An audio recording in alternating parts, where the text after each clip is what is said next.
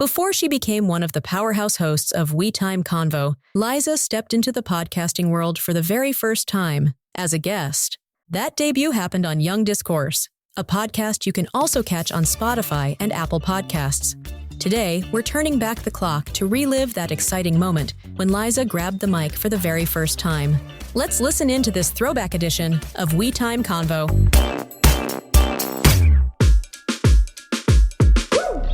Welcome to Young Discourse, a mind-stimulating podcast. For kids, by kids. And adults too! 3 siblings being siblings. Hang out with Maya. I have a severe procrastination problem, but I swear I can stop. A few moments later. Starting tomorrow. Ben. You already know, bro. Flex until they notice, man. And Isaiah. Just do it! Life is too short for burnt rice. What? This is Young Discourse. For kids, by kids. Happening right now. 2, 3, 4.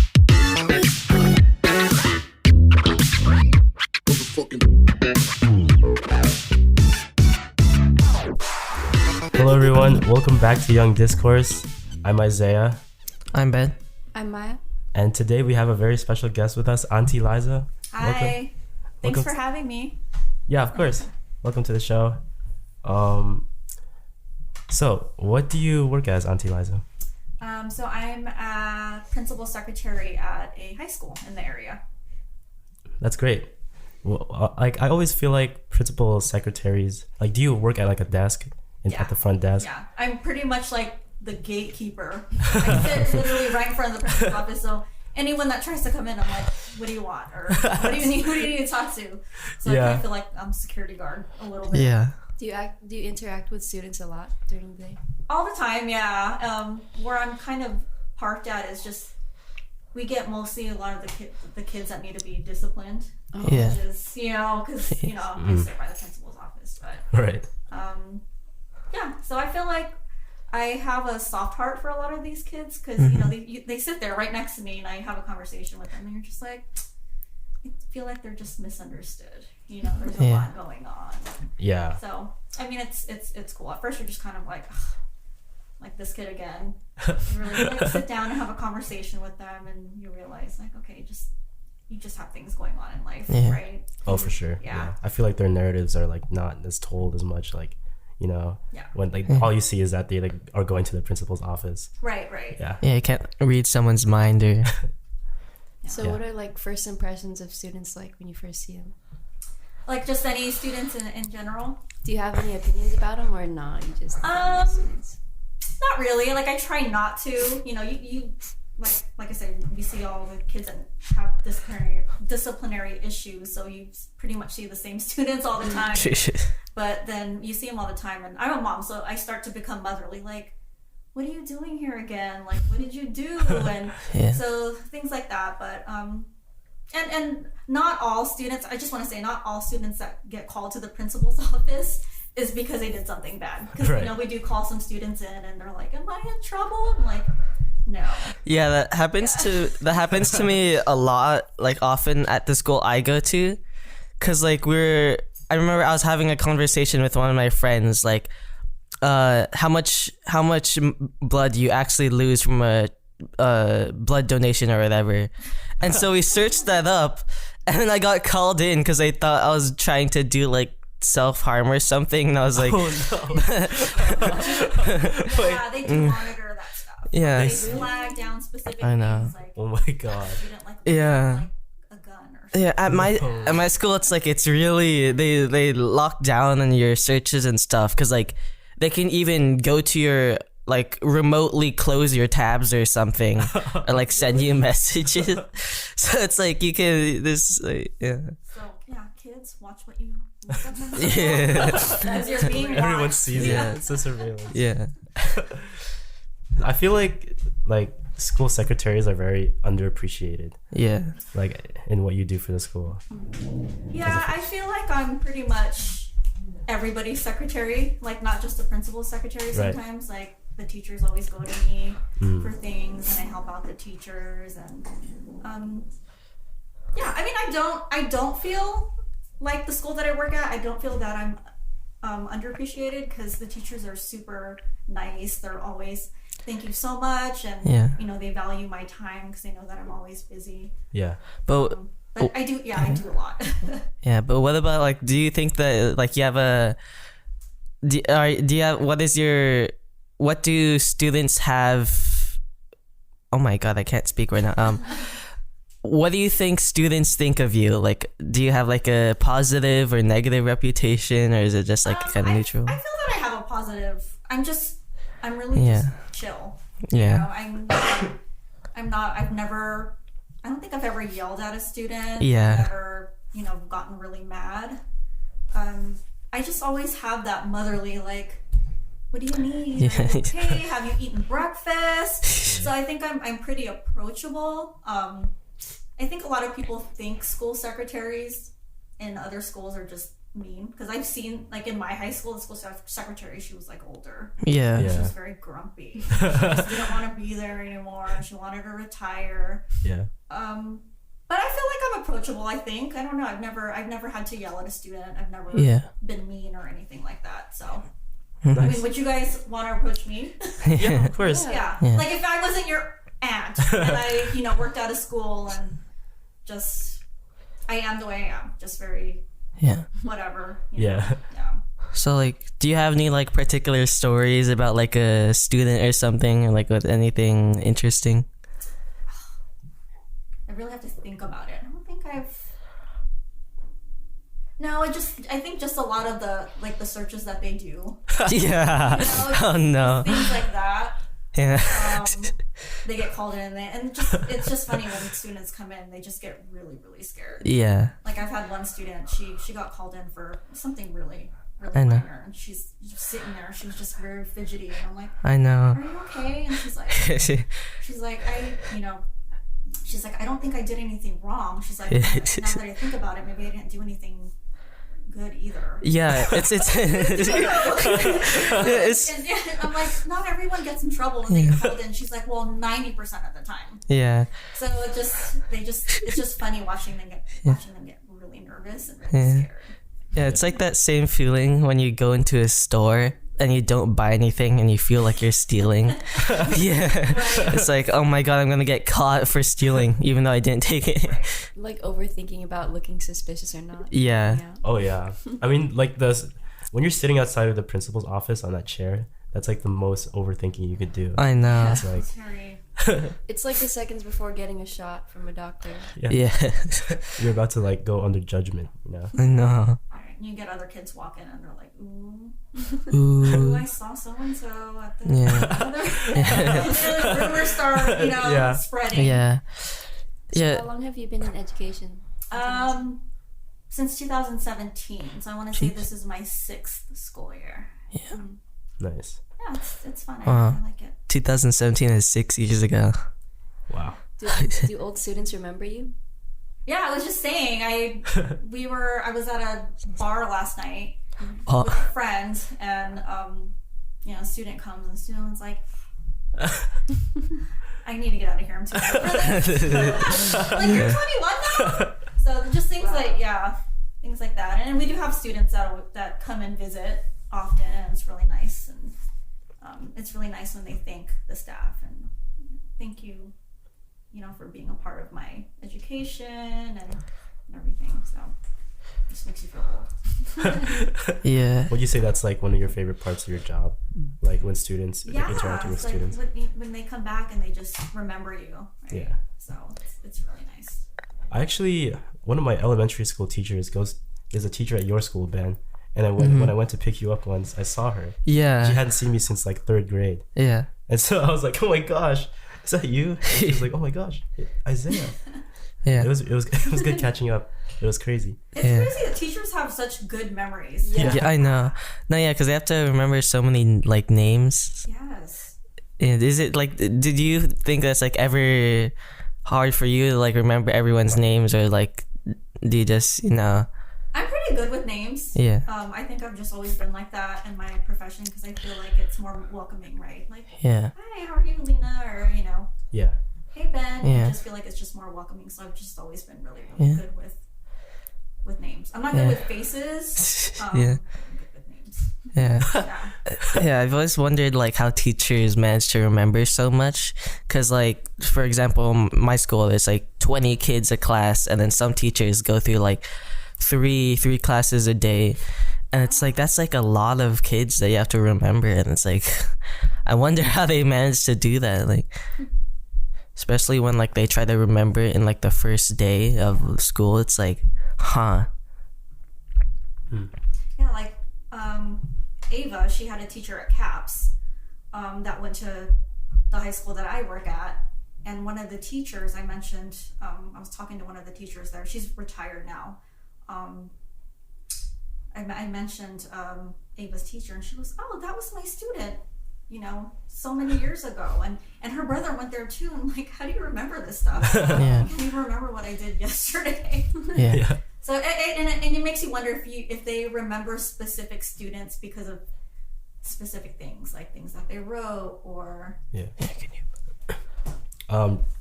Wait, sorry. And Ava is you guys know Ava. Yeah. She went to CAPS with you guys, so she's my daughter, and she's 15 now. Yeah. Yeah. She's 15 now? Yeah, isn't that crazy? That's wild. Dang. She's gonna be driving soon. Jeez. Oh my gosh. Bro, I came back from college and Maya has a driver's license. I was like, what? Congrats. I know, I saw that sticker in the back of the car. Those are so embarrassing when you see that, right? It's like, new driver. Yeah. No, there used to be three new driver stickers on almost all sides of the car. What? Yeah. Just letting everyone on the road They're know. blasting. Pedestrians now. They're not gonna mention. Yeah, they're not gonna miss that. So you're driving now? Mm-hmm. How do you like it? Oh, it's so fun driving like back and forth from school. Yeah. And being able to park and having my keys in my hands jingling like this in the hallway. Oh my god, this is the Feel so accomplished. bro. It must be nice for your I parents think too. she's so cool. Yeah. Because I feel like I'm a chauffeur all day long with my kids. Oh my gosh, Yeah. I cannot. I can't imagine having. You have 3 kids, right? I have 3 kids. So Haley's 22. She's out of the house. Yeah. Okay. And then Ava, she's 15. And then I have a 4-year-old. So like I have one in each pretty much Yeah. generation. So, have your kids ever went to like the same school you're teaching at, or? No. Oh. Ava, I kind of could. I asked her if she wanted to go to the school that I worked at. Yeah. She was just like, hell no.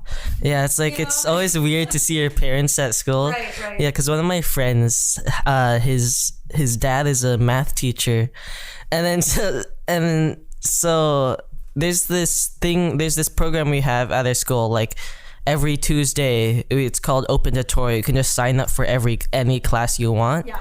and that way you can kind of catch up on homework and stuff, and without like needing to just like actually be in a class, and then so we forgot to sign up for a class, so we started going around, and then my friend saw his dad in there in one of the classes. Like, no, we're getting out of here. We're not signing up for that anymore.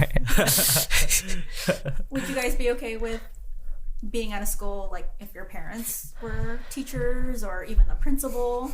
I think that would be cool, actually. Really? I think that would be pretty cool. Yeah, it would be cool, but at the same time, like it's kind of also weird. Like, like would you flex it? Like, oh, my mom's principal. nah. I mean, I don't think having a teacher as a parent is a bad thing, but it's like the thing about school is that you and because it's school, you know, you can't really, you're not supposed to kind of see them as your dad or like your kid as your kid, right? They like, you guys are just a teacher and a student, so it's kind of like, Professional. Right? yeah, it's kind of like the interaction gets like more awkward. That's true. It would also be really embarrassing if you like got in trouble. Yeah, They, like discipline I you. know. Like, not only are you gonna go to detention, you're gonna get grounded. Well, that would be embarrassing for like your parent too. Like, Yeah. like I work here and you know. my Yeah. students- Yeah. How about you, Lena? Would you be okay with it? Or I does think- it depend on like if they would be the principal or a teacher? I think a teacher would be very weird, but if they were like just a part of the staff, I wouldn't mind it, but I know that like I would not be able to get away with anything in the school. Yeah. Nothing. you're gonna be tracked down twice as much. Yeah, it's a small circle there. But at my school, I have tons of teachers and their kids are students at the school, and they actually went to the school themselves. Yeah. Or even have parents. It's that school's been there forever. So it's it's weird. Yeah. Yeah, it's like I was so surprised because one of my history teachers in my school, he looks like he's like really old. Like, I don't know, no dissing, but he looks like, I don't know, like maybe 60 or something, right? That sounds old. He teaches history from personal experience. He was there. Yeah. And then I remember one day he just announced, "Oh, my mom is coming over to like teach you about something." And I was like, "What?" Not like I don't want to be. It's like she's still alive. Whoa. How old's your mom? I was like, "No way." No, yeah, it's not that bad. But it's like it's not that bad. But for you, It's, yeah. But it's like when you still have your mom, and it's like, what? No way. It's like that's she must be healthy. It's like apple a day. I'm sorry. every day. Apple a day keeps the doctor away. How do you manage like driving your kids? If you, I imagine you work like in the school day, right? Mm-hmm. Yeah. So like, but your kids like also get off at the different school times. Right. How do you do that? Like, my schedule revolves around my kids' schedule. Yeah. Okay. It's, I have to drop Ava off at a school event, or she has practice for something. What time do I pick you up? Oh, whenever it's over. So I just have to sit around. I can't plan anything until I picked her up. And I'm a single mom too. So I mean, her dad is around. We co-parent together. But they primarily live with me. So I live closest to the school. So it's hard. So I'm like, I can't wait till you start driving. Like, Yeah. my life is just, I can't plan anything until you're home. I have to wait for you to call. And Oh my gosh. like Yeah. I was out last night and she was at a school event. And she called me at 9 and she's like, I'm done. Can you come pick me up? So it's just things. Yeah. I'm like, can we call an Uber for you? Is that allowed? No, yeah. So it's like that's why I like appreciate public transportation a lot, because instead of my mom like picking me up after school normally, it's like I just kind of go home on the train or something. It's like, I don't really need to interrupt any schedules or something. I just go home on my own time. It's like even if I want to like hang out with my friends after school or something, it's just I can always just go home. Yeah. That's nice. Well, my 22-year-old, she doesn't drive still.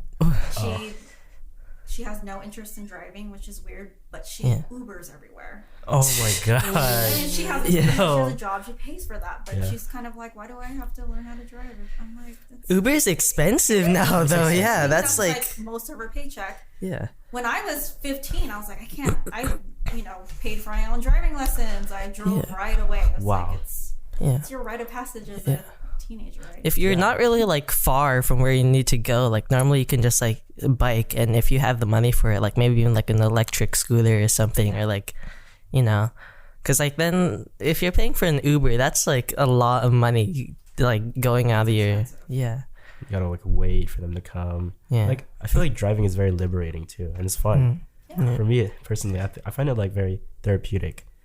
I don't know. Just get to listen to music, and like I don't know. It's really relaxing for me. You don't have to bug anybody to come pick you up. Yeah, exactly, right? You can take your friends, places. Yeah, exactly.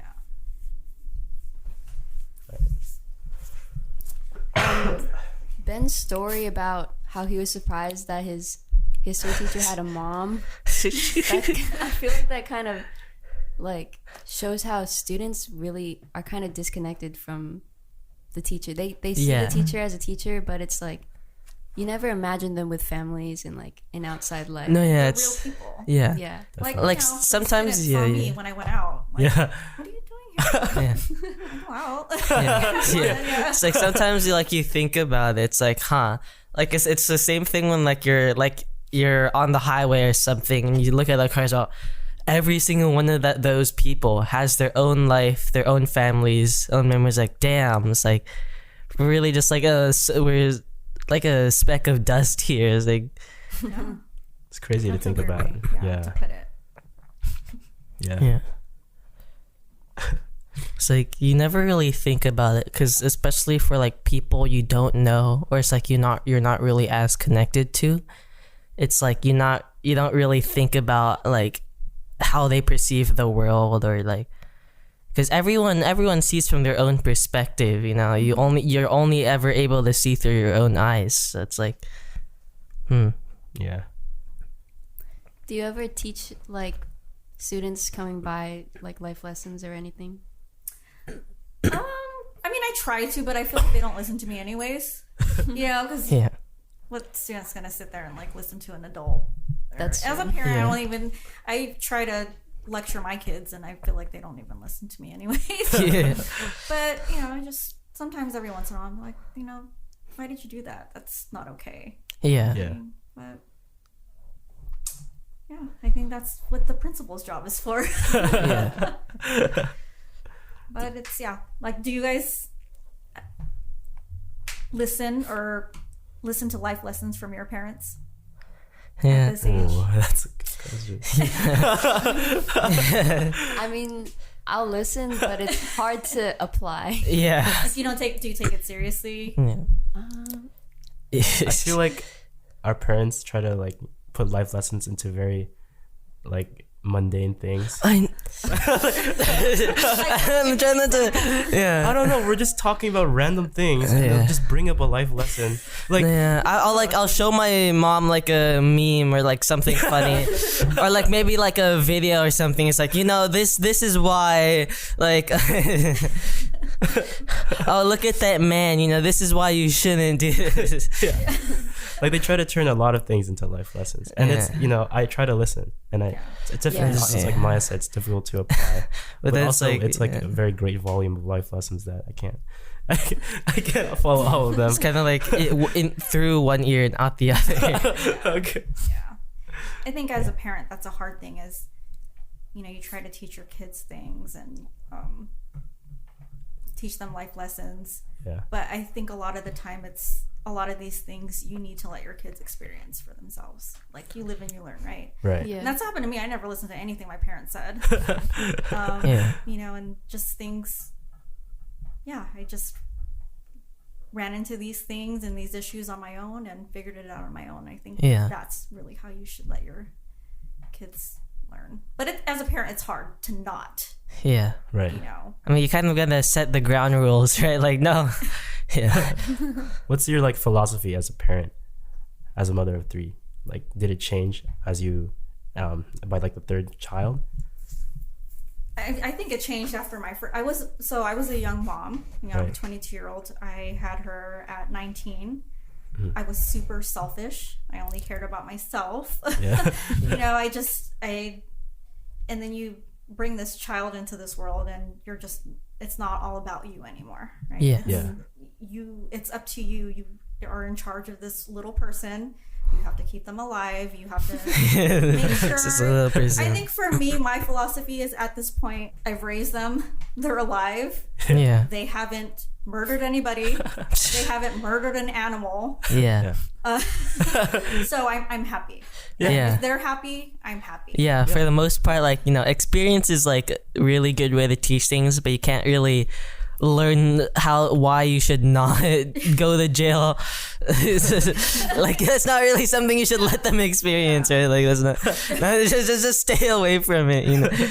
I mean, as a parent, we can just show you what's right and what's wrong. Right. And I think the hardest thing about being a parent is just learning to let things go. So I've always had expectations of my kids. Like, I want them to be successful. I want them to go to a really good college and marry a nice man that I'm gonna actually get along with. And then I just have to realize that not all my kids are gonna have the life that I expect of them. So you just have to, as long as my kids are happy and they're doing what they want to do and what they love to do, that's fine with me. Yeah. Yeah. And a lot of parents just need to really let that go, right? Right. Mm-hmm. Right. Do you ever think that like do you have like a favorite child or Okay, so I just want to put that out there that any parent that says they love all their kids equally, that's not true. Yeah. Parents, you know you have a favorite. You know you can't say that. And you guys know who your parents' favorite is. You know, you just sense that, right? You just know like, oh, but we're never going to say that we have a favorite. And I'm not going to tell you guys who it is, but I do have a favorite. Yeah. And it changes every once in a while. Yeah. You know, you know, I've each and one of my kids have been my favorite for some time, and it alternates, it changes. So. But yeah, every parent that says that they don't have a favorite is 100% a lie. I mean, I don't think you can't not have a favorite. Like it's impossible. Like I feel like teachers do the same thing. Like they say, I don't have a favorite student, but they definitely do. Absolutely, 100%. Yeah. Well, do you guys know or have a guess of who your parents' favorite is out of the three of you? Ooh. I'm not sure. I don't know. I think it's Mr. Duke. Honestly, you went to college. Like that's a big accomplishment, right? Yeah. It probably changes. Though, yeah. Right? Yeah. I mean, I'm gone, so it's not really. It's between you two now. Yeah, I don't. And our dog. The thing is, the difference is like I'm just kind of staying at home all the time, not really doing anything. Not just like. I'm always away from home. I'm always. Mine's been on that grind. I know. It's like going the water polo, freaking like top tier. Like I forgot what it was, the word for it was, like being like the best grade student or whatever. It's like let's go. It's like and there's like I'm here out struggling with like a 70 in English. Hey, and that's that's fine. Yeah, that's totally fine, dude. Yeah. My grades in college are like way worse. C's get degrees. Bro. I feel like I work at a school and schools push college, but sometimes college really just isn't for. It's not. Everybody. It really right? isn't. No. Yeah. It's like a very unique thing. Like, I feel like to do all this work and at like a high level, it's like a lot of people, like everyone shouldn't be like, shouldn't strive to do that, I think. Because like everyone like has different paths in life, or like I don't know, like they're like just different, and like to like force that on everyone is like not like it shouldn't be the standard. Like 4-year university right out of high school. Right. Definitely not for everyone. There's so many successful people out there that didn't go to college or even didn't go to high school. Not saying that it's okay to not. It's just college isn't for everybody. Yeah. Do you think being around students at work has taught you anything? What do you think students have taught you anything? I think it just has taught me a lot of patience. Yeah. Because they can test your patience sometimes. I've been there where they kind of just would call you things and just really mad, Yeah. But I'm just kind of like, it's not. Am I gonna yell at this kid? Is it worth losing my job over? Kind of thing. And I think I just have to really stoop down to their level. Like, I've been there. I've been that age. Everything is rough. It's the end of the world for everything at that age, and wait till you get to adulthood. But just taught me a lot of patience and just an understanding. Yeah, for sure. Yeah, I think that like a really good thing to do is just like try to see it from their perspective, right? Like whenever I find myself like frustrated with someone or it's like angry, it's like, maybe they have a reason for it, right? Why are they acting this way? What is happening to them, So it's like just kind of try to imagine like a step in their shoes or For sure. Right. So like, do you think like at your school, do you think they have like a favorite teacher? It's like favorite faculty, staff, or whatever? I mean, we do have like teacher of the year things like that, but there probably is favoritism. Yeah.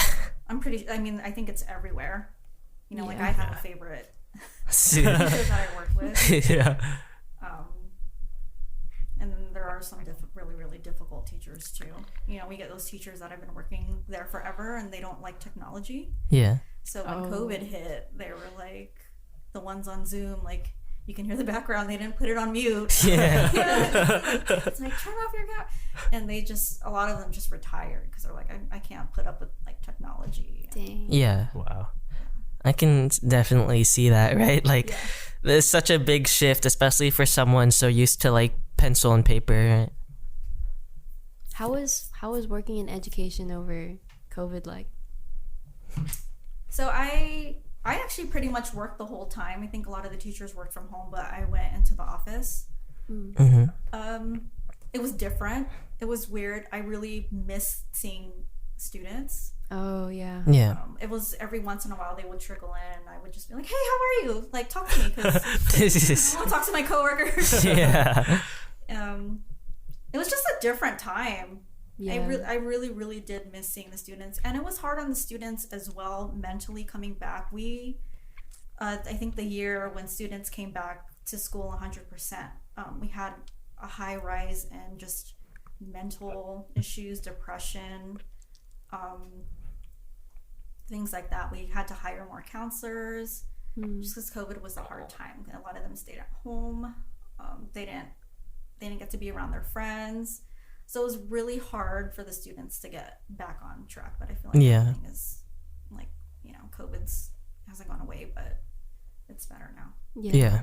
And you think things like that don't affect kids mentally, but it does. Like, imagine staying home and you can't see your friends or go out and socialize, and it's tough. Yeah, it was definitely tough. Yeah. How was it for you guys? It was like they took away the best part or the reason why you go to school. Yeah. The entire reason is just the interaction. You're not there for the learning. You just want to see your friends. And it makes the academics hard to do at the same time. Like, I could not work. It's like difficult to when you just have to look at a screen and do math problems. Like, I can't do this. Were you guys living here during COVID, or was it when you guys were in Germany? We actually moved here in the middle of COVID.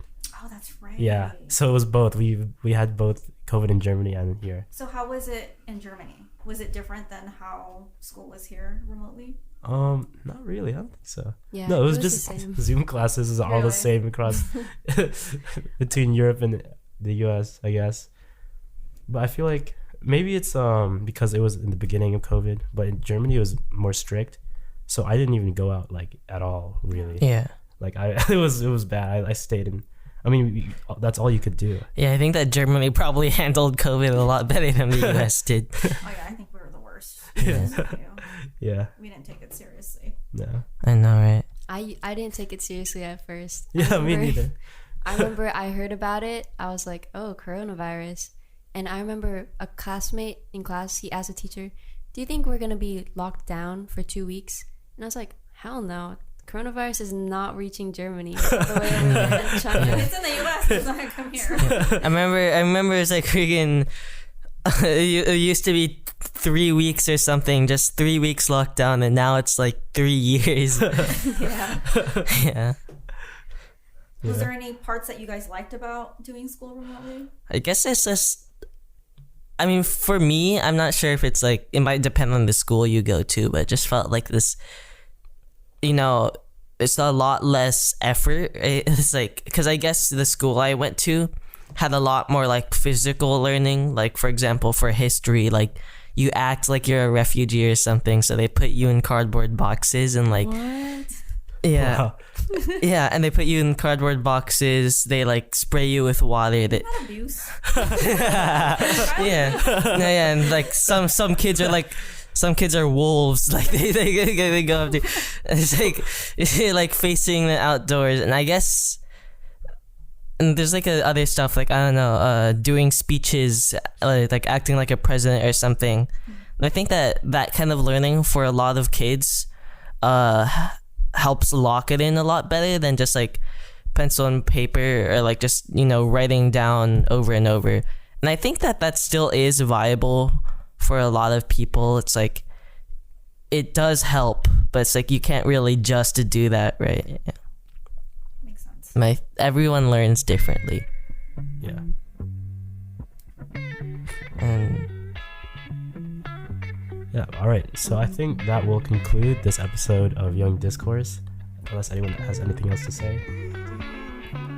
Thanks for having me. Yeah, no problem. Thank you so much for coming on the show. And I really like your guys' podcast. I've been listening to it on my way to work. It's really cool. I've learned a lot. Listening to you guys.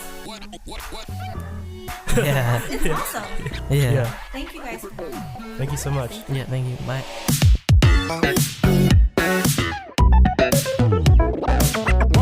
The mic is too close. 3, 4.